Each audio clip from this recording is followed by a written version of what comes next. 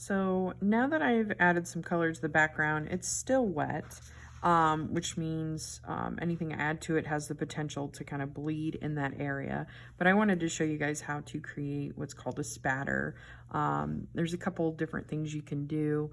Just realized I forgot to grab an old toothbrush that I keep in the room, but you can actually treat the toothbrush like some coarse bristles.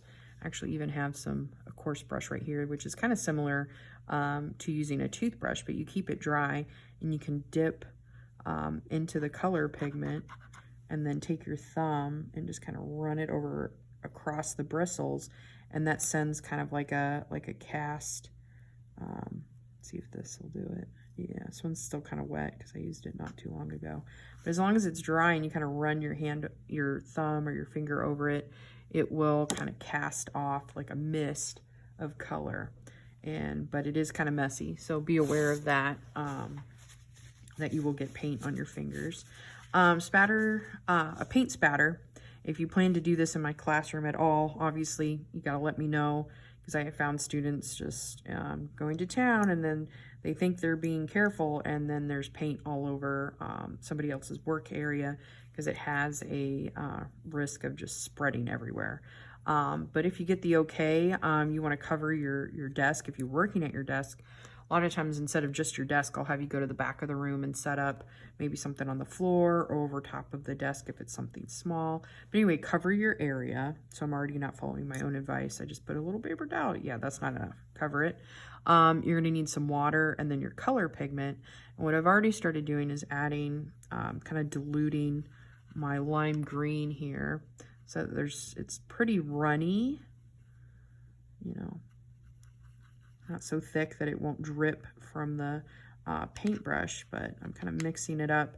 And then I like to take another paintbrush and just use that to kind of tap the wet brush. And that creates this little spatter of paint. And if you do this with acrylics, you just have to add more water. So it doesn't take a lot. And I do have little cups, you know, that you can use to put a little bit of color in, and then add a little bit of water, and then use your paintbrushes. And I like to use the rounded brushes for this. So paintbrush, and then kind of use the clean one to kind of tap over it. Just be aware, you know, it's already sending little green dots, so you don't want to, you know, stain your clothes. Some people don't care, but, you know, as far as if it gets on their clothes, but be aware that you just never know. So I like to wear an apron when I work, and just try to make sure I don't get too crazy here at my desk. I do have students that like to work outside, since I have the exit door to the courtyard area. In my classroom, students will set up in the grass, and usually when it's nice and warm, you know, that's totally okay. So that's my favorite spot to work with spattering. Put it over now that's kind of dry, and it'll keep some of that mist there. All right.